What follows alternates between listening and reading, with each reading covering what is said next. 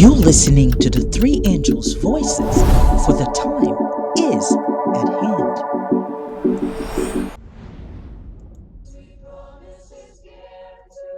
Revelation 14 verse 6 to 10. And I saw another angel fly in the midst of heaven, having the everlasting gospel to preach unto them that dwell on the earth, and to every nation, and kindred, and tongue, and people, saying with a loud voice, Fear God, and give glory to him. For the hour of his judgment is come, and worship him that made heaven, and earth, and the sea, and the fountains of waters. And there followed another angel, saying, Babylon is fallen, that great city, because she made all nations drink of the wine of the wrath of her fornication. And the third angel followed them, saying with a loud voice, If any man worship the beast and his image, and receive his mark in his forehead, or in his hand, the same shall drink of the wine of the wrath of God, which is poured out without mixture into the cup of his indignation. And he shall be tormented with fire and brimstone in the presence of the holy angels, and in the presence of the Lamb. A beast and its image. Two superpowers. How do they look alike? Family, in our last program, the three angel messages, number 3, we saw how the Bible told us who the 4 players of the three angels' messages. The 4 players of this prophecy, according to the Bible, are number 1, God, the Creator; number 2, Babylon, the great city, which is pagan Rome that ruled the world from 27 AD to 476. The beast from the sea is the 3rd player, which is the Vatican that ruled the world from 483 to 1798. Number 4, the beast from the earth, which is the lamb-like beast that came on the scene from 1798 to now, which is the apostate American Protestantism, which are Christians that have departed from the truth. So we saw that the second beast will cause the earth to worship the first beast. How is this possible, you ask? Well, America is the spitting image of Roman power in a lot of ways. Symbolically, an eagle represented pagan Rome that ruled the world. The American eagle now represents the USA. The Vatican City of Rome has the Egyptian obelisk, and Washington has one as well. So the way they look, to some extent. The ancient obelisk symbolized the sun, S-U-N, God, Ra, and during the brief religious reformation of the Akhenaten, it was said to be a petrified ray of the sun disk. So in Rome, Rome has the Pantheon. Washington has the Capitol building. While the overall design is neoclassical, the central dome reflects Jefferson's preference, and it's reminiscent of the dome on the Pantheon in Rome. Jefferson, in fact, had designed the Virginia State Capitol building with the dome also inspired by a Roman temple. According to Google, November 11, 2018. The Vatican City has St. Peter's Basilica. Guess what? It looks like the White House. And the makeup of the government, the two governments are very similar.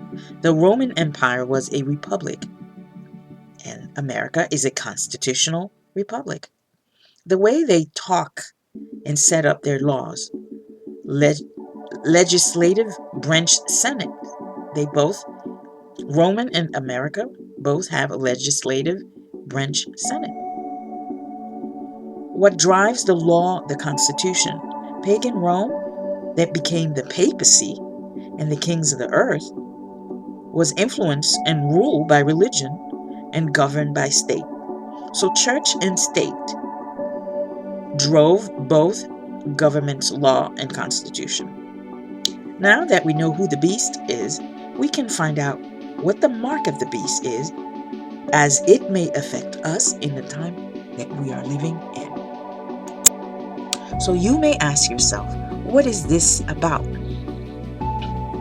So Revelation 14, verse 6 to 9, the three angels' message, is about the times that we are living in. In verse 7, the first angel is preaching the everlasting gospel to the world, saying, "Fear God and give glory to Him."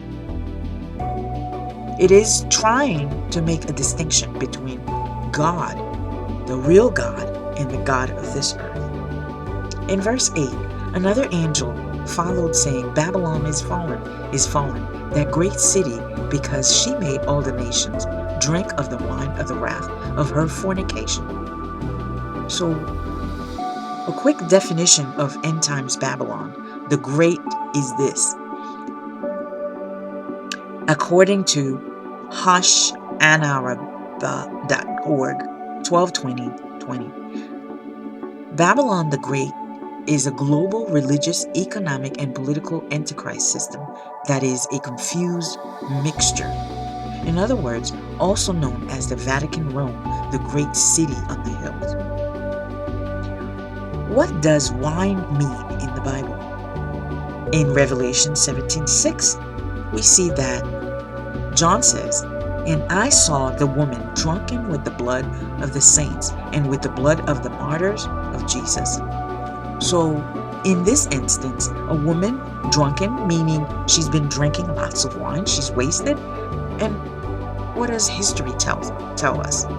The Roman Church has killed over 50 to 150 million people, from Nero, 64 AD, through the Inquisition, to the 18th century, to the present. They have invented the most cruel torture devices. Another definition for wine in Revelation is false doctrine, false teaching. So what does a woman mean in the Bible? And the answer can be found in the Bible itself. In Genesis 3:15 and 2 Corinthians 11:2, it is said, "For I am jealous over you, godly jealousy, for I have espoused you to one husband, that I may present you as a chaste virgin to Christ." We see that the church, God's people, is referred to as a woman. So a woman means a church.